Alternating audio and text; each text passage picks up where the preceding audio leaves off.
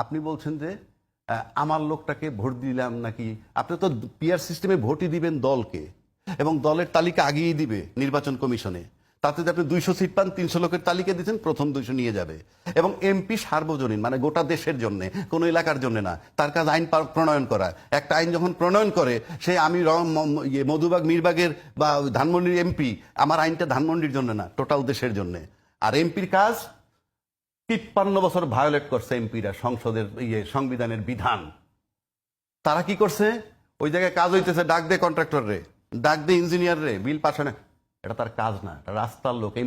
MP হিসাবে যে কাজটা করছে, এটা রাস্তার লোকের মতো কাজ করছে। ওই কাজ দেখবে পৌরসভা, ওই কাজ দেখবে মেয়র, ওই কাজ দেখবে উপজেলা চেয়ারম্যান, ওই কাজ দেখবে ইউনিয়ন চেয়ারম্যান, লোকাল গভর্নমেন্টের অংশ। এমপির কাজ প্রধানমন্ত্রী নির্বাচন করা, এমপির কাজ স্পিকার নির্বাচন করা, এমপির কাজ প্রেসিডেন্ট মনোনয়ন দেওয়া, এমপির কাজ সাব কমিটি বানায়, ওভারঅল সবকিছু সুপারভাইজিং করে। এমপির কাজ ওগুলো না। 53 বছর যাবত এমপি সাহেবরা আমার অমুকের ভর্তি করাতে, স্কুলে ভর্তি করাইতে হবে, কলেজে ভর্তি করতে হবে, এটা অ্যাবসলিউটলি রং। অবৈধ প্রভাব খাটাইছে, সংবিধানের ভায়োলেশন করছে। সমস্ত এমপির নামে কনস্টিটিউশন ভায়োলেশনে মামলা হয়, কিন্তু উনি এটা স্বীকার করছে। এটা আমাদের ট্রেডিশন। এই তামাশা নয়, ট্রেডিশন চলবে না। এই ট্রেডিশন থেকে বেরোয় আসতে হবে।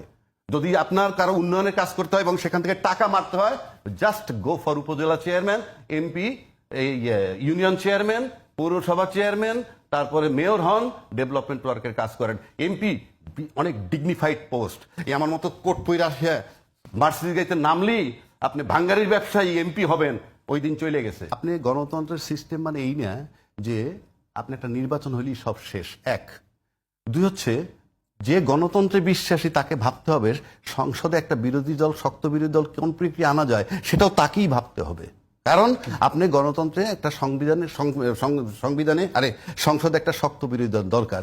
এখন আপনারা অনেকে বলে ফেলেন যে যদি শক্ত বিরোধী দল না থাকে আমরা কি করব? ওইটা শেখ হাসিনার মতো কথা। বিরোধী দল মানে আপনি যদি গণতন্ত্রে বিশ্বাসী হন, তাহলে আপনাকে ভাবতে হবে রাষ্ট্রের স্বার্থে, প্লাস আপনি যে ভালো কর্ম করবেন বা আপনার চেক অ্যান্ড ব্যালেন্সের জন্য।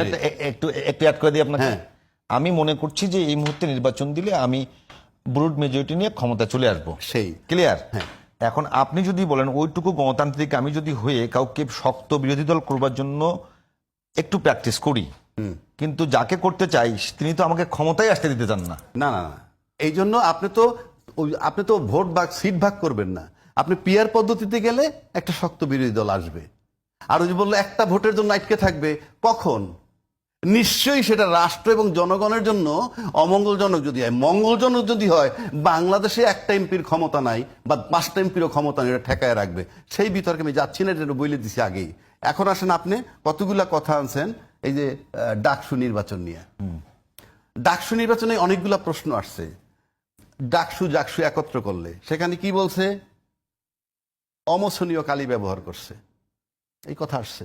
অমোছনীয় কালি, মোছনীয় করছে, মানে মোছনীয় দেওয়ার কথা ছিল অমোছনীয়। ব্যালট বাক্স এবং ব্যালট পেপার জামাতের কোন কোম্পানি দিয়ে বানাইছে? এটা জাকসুতে বলছে। জাকসুতে বলছে, আমি দুইটা মিলাই বলছি। সিনিয়র নিরপেক্ষতার প্রশ্ন দুই জায়গায় উঠছে। কারচুপির প্রশ্ন দুই জায়গায় উঠছে। আপনি এক জায়গায় কারচুপির কথা বলবেন, আবার শুভেচ্ছা জানাবেন, কারণটা কি? কারচুপি। আপনার স্ট্যান্ড ছিল নির্বাচন বাতিল চাই, আমি যে একটা নীতিবান লোক হই। জাকসুতে তো তার বর্জনই করেছে। বর্জন করছেন 4:45, ওই গল্প বাদ। 4:45 গল্প বাদ করলে কি হবে? তার 2 দিন পর তো আবার একজন নির্বাচন কমিশনারও রিজাইন দিচ্ছেন। এগুলো কাজ হয় না। আপনি ইফেক্টিভ করলে, আপনি কি সকাল 9টায় জানছেন ঘটনা? সকাল 9টায় জানলে 4:45 কেন? কথার কথা বলছি, আপনাকে সবগুলো বুঝাইতে হবে। আবার আপনি যখন কারচুপির কথা বলতেছেনই, আমি তো আপনার দোষ দিচ্ছি না, আমি ধরে নিলাম কারচুপি হয়েছে, তাহলে আপনার স্ট্যান্ড থাকতে হবে পুনর্নির্বাচন চাই, এটার জন্য আন্দোলন হবে, অথবা আপনি মামলা করবেন।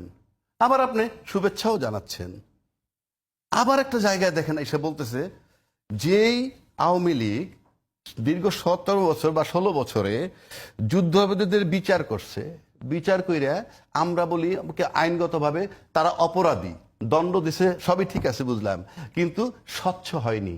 আর তার প্রমাণটা কি স্বচ্ছ হয় নাই? যে এটিএম আজহারুল হক আবার খালাস পেয়েছে তো বিচার বিভাগ থেকেই পেয়েছে। তাহলে কোনটা ভালো কোনটা খারাপ সেই আলোচনা পরে। তাহলে বিচার এক ধাপ হইছে। আবার বিচারের অস্বচ্ছতাটা জামাত বলছিল সেটা জাস্টিফাইড হইলো এটিএম আজহারুল হককে মুক্তি দিয়ে।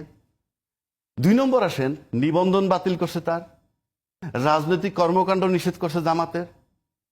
সেই জামাত নাকি জামাতের যে স্টুডেন্ট ফ্রন্ট শিবির তার ভোট দিচ্ছে নাকি ছাত্রলীগ। আচ্ছা, ছাত্রলীগ যদি তাদেরকে ভোটই দিবে, আপনার রিজনই হয়তো, কথাগুলো তো রিজনেবল হইতে হবে। ছাত্রলীগ যদি ভোট দেয় তাহলে আপনি আমারে বলেন ভিপি, জিএস, এজিএস 3টা ভাইটাল পদের কথা বলি। 3টা ভাইটাল পদে ডাকসুতে বিএনপি পাইছে ভিপি 5,708, জিএস 5,283, এজিএস 5,064। তার মানে কি ভোটগুলো তাদের দলীয় বোঝা যায়, কারণ কাছাকাছি। আর যদি শিবিরের দিকে আসেন, 14,042 ভোট ভিপি, জিএস 10,794, প্রায় 4,000 তফাৎ বা 3,000 প্লাস হওয়ার কথা না যদি তাদের সাংগঠনিক ভোট হয়।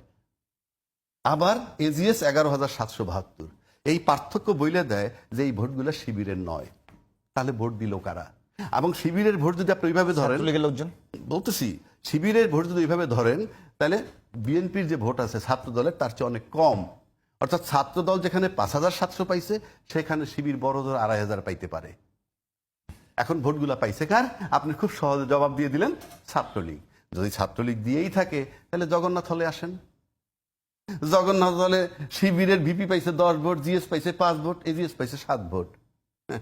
আর ছাত্রদল পাইছে VP 1276, AGS 1007। This is established যে জগন্নাথ হল মনে করছে যে আমরা আমাদের যে ছাত্রলীগ আমরা সবসময় ভোট দিতাম তাদের বিকল্প প্রতিনিধি আমরা পাইছি, তাই ভোটগুলো এইভাবে দিছে। আর ওখানে নিরীহ ছাত্র যারা, সব ভোট চলে গেছে তার কাছে। কেন? ছাত্ররা ভোটের সময় বা বিবেচনায় নিচ্ছে সিম্পল কি, এই প্রত্যেকটা দলের এই যে স্টুডেন্ট ফ্রন্ট, তাদের কিন্তু মাদার সংগঠন আছে, মাদার দল আছে। মাদার দলের অ্যাক্টিভিটিস থেকে তারা জেনে গেছে যে এদের সন্তানরা কি হবে। মাদার যখন বলে যে সাংবিধানিক সংকট হবে রাষ্ট্রপতিকে সরাইলে, ওটা তারা ধরে নিছে জুলাই চেতনার বিরোধী। এটা সে ধরে নিলে আপনি ঠেকাইতে পারবেন না। আপনি তখন চুপ থাকতে, আমি বলি আপনি তখন চুপ থাকতে পারতেন। অর্থাৎ ইসলামী ফোর্সগুলো কিন্তু এই টাইপের কথা বলে নাই। তারা হয়তো আরো খারাপ হতে পারে, কিন্তু তারা এই যে নীরব ছিল, ইট ইজ নোটেড। তারপর যখন আপনি বললেন রাজনৈতিক দল নিষিদ্ধ করার দায়িত্ব আমাদের না, জনগণের, ইট ইজ নোটেড। এটা জুলাই বিরোধী চেতনা হয়ে গেছে ছাত্রদের কাছে, আমি বলছি না গোটা দেশের কাছে। কিন্তু আপনি যদি নীরব থাকতেন তাহলে কিন্তু আপনাকে সম্পর্কে আমি জাজমেন্ট নিতে পারতাম না। যখন একটা ওপিনিয়ন দিয়ে দেন তখন সেটা অন্যভাবে যায়। সুতরাং ছাত্র সংগঠন যেটা জুলাই আন্দোলনের পক্ষে ছিল 100 ভাগ আমি ধরে নিলাম এই ছাত্র দল, কিন্তু তাদের মাদার সংগঠন যখন এই কথাটা বলে ফেলছে, it is noted by them. এবং অ্যাকর্ডিংলি জুলাই চেতনার পক্ষের শক্তি হিসাবে ছাত্ররা তাদেরকে বিবেচনা করছে, তাদেরকে ভোট দিছে। আর আওয়ামী লীগের ছাত্রলীগের ভোট আসে নাই, তার প্রমাণ হচ্ছে জগন্নাথ। ওখানে এনসিপির ছাত্র সংগঠন, এনসিপি কে আপনি ওইভাবে নিবে না। তারা কেন নিবে না? এনসিপি নিবে না, তার সংগঠন এরকম পোক্ত হয় নাই।